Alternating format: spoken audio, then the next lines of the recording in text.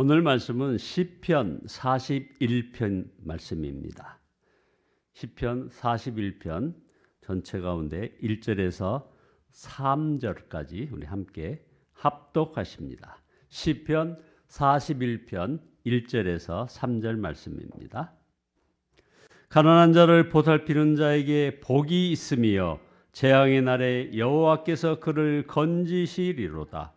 여호와께서 그를 지키사 살게 하시리니 그가 이 세상에서 복을 받을 것이라. 주여 그를 그 원수들의 뜻에 맡기지 마소서. 여호와께서 그를 병상에서 붙드시고 그가 누워 있을 때마다 그의 병을 고쳐 주시나이다. 아멘.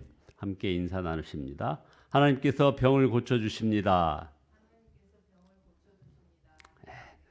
여러분의 모든 질병을 우리 하나님께서 은혜를 베푸사 다 낫게 하시기를 예수 그리스도의 이름으로 축원드립니다. 오늘 시편 41편은 우리가 매번 이렇게 기도하며 살았던 그런 시편입니다. 다윗은 몸이 많이 아픈 형편입니다. 사람들이 그가 죽을지도 모른다고 여길 만큼 아주 중병이었습니다. 그런 상황에서 다윗은 하나님의 은혜를 갈망합니다. 4절에 주님 나에게 은혜를 베풀어 주셔서 나를 고쳐 주시옵소서.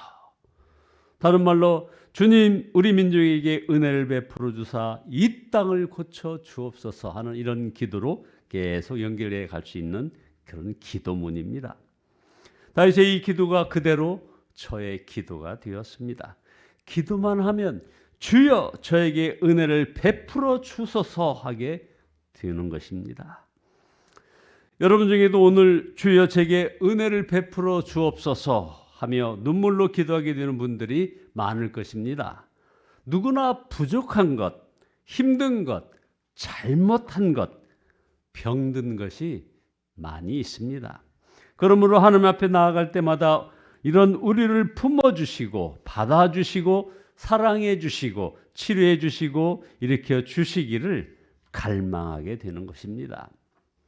다윗은 이 시편 41편에서 사람에게 은혜를 구하지 않고 오직 하나님께 은혜를 구하는 장면이 곳곳에 나옵니다. 11번이나 주님을 언급하고 있습니다.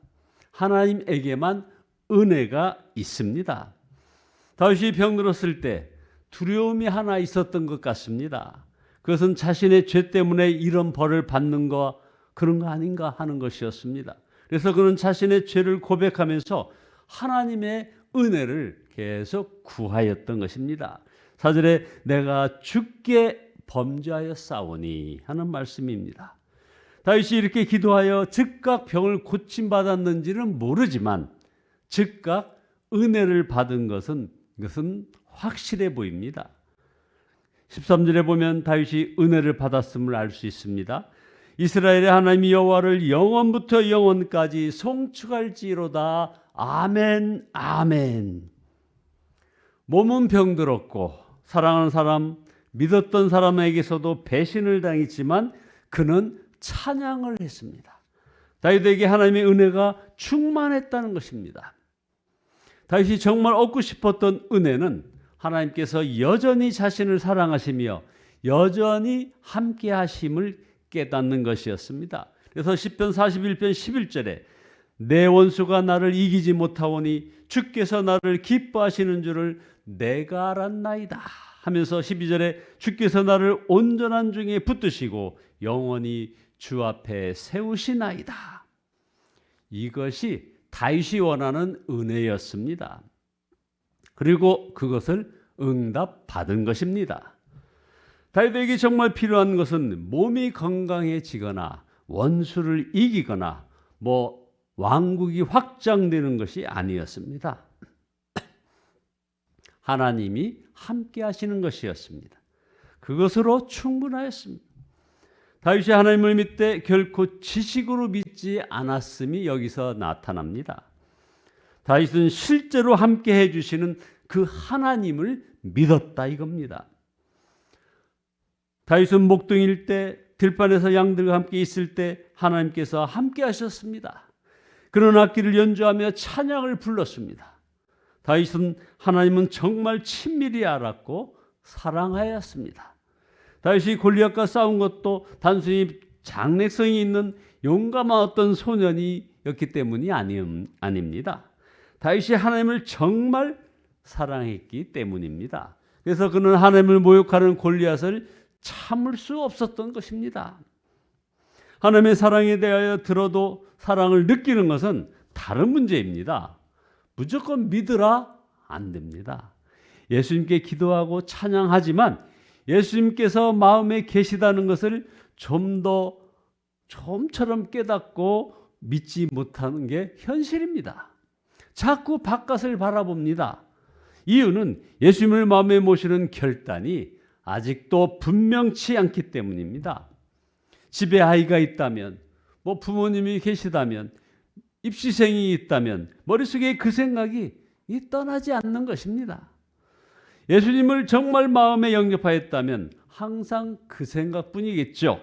예수님 생각뿐만입니다. 그러면 말입니다. 예수님의 임재가 느껴지는 것입니다. 마태복음 7장 23절에 그때 내가 그들에게 밝히 말하되 내가 너희를 도무지 알지 못하노니 불법을 행하는 자들아 내게서 떠나가라 하리라. 도무지 알지 못하노니. 그들은 예수님의 이름을 알고 있었습니다. 예수님의 이름으로 큰 기적을 행했습니다. 그러나 예수님은 그들을 모른다고 했습니다. 그럴 수 있음을 명심해야 합니다. 이게 바로 친밀함의 정도입니다. 여러분들 카카오 친구창에 그날의 생일인 친구 명단이 뜹니다. 어제는 제가 주민등록상에 생일날이라서 많은 지인과 목사님들로부터 생일 축하를 받았습니다. 그들은 제 직분도 알고 제 이름도 제 과거도 잘 알았다고 합니다만 문제는 제 생일은 음력 5월 9일이거든요. 이것을 저와 친밀한 사람들은 다 압니다. 그러나 그렇지 못한 사람은 그냥 거기 나온 대로 생일 축하를 하는 것이죠. 자, 우리의 문제는 하나님과의 문제이지 사람과의 문제가 아님을 알아야 합니다. 아들 압살롬이 반란을 일으켰을 때 다윗은 아들과 싸우지 않고 조용히 예루살렘 성을 떠나 피합니다. 그때 시므이라는 노인이 길에서 이 도망가는 다윗을 막 저주하였습니다. 그것을 보고 신하들이 격분해서 시므이를 죽이려 할 때 사무엘하 16장 10절 이하에 보면 다윗이 신하들에게 이렇게 말을 합니다. 저로 저주하게 내버려 두라. 혹시 여호와께서 나의 원통함을 감찰하시리니 오늘날 그 저주 까닭에 선으로 내게 갚아주시리라. 다윗이 이처럼 하나님만 바라보았기에 하나님께서 그를 다시 세우셨던 것입니다. 우리가 하나님의 은혜를 알게 되면 다른 사람에게 은혜롭게 되는 것입니다. 그래서 이 시편 41편 1절에 보면 가난한 자를 보살피는 자에게 복이 있으며 재앙의 날에 여호와께서 그를 건지시리로다. 2절에 보면 여호와께서 그를 지키사 살게 하시리니 그가 이 세상에서 복을 받을 것이라. 주여 그를 그 원수들의 뜻에 맡기지 마소서. 3절에 보면 여호와께서 그를 병상에서 붙드시고 그가 누워있을 때마다 그의 병을 고쳐주시나이다. 이 3절 말씀을 세번역 성경은 좀 더 구체적으로 번역을 했습니다. 주께서는 그가 병상에 누워있을 때에도 돌보시며 어떤 병이든 떨치고 일어나게 하실 것이다. 다윗이 담대하게 하나님의 은혜를 구할 수 있었던 것은 그가 다른 사람에게 은혜의 사람이었기 때문입니다. 어떤 사람이 하나님의 은혜를 받은 사람이겠습니까? 다른 사람에게 은혜로운 자입니다. 우리가 언제 하나님의 용서하심을 가장 분명하게 경험할 수 있는지 여러분 아십니까? 남을 용서해 볼 때입니다.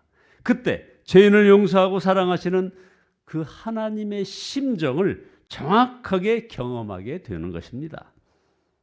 자, 여러분은 은혜로운 사람이십니까? 가족 사이에 교인들에게 사회생활을 하면서 남의 허물과 부족함을 얼마나 잘 받아주는 사람입니까?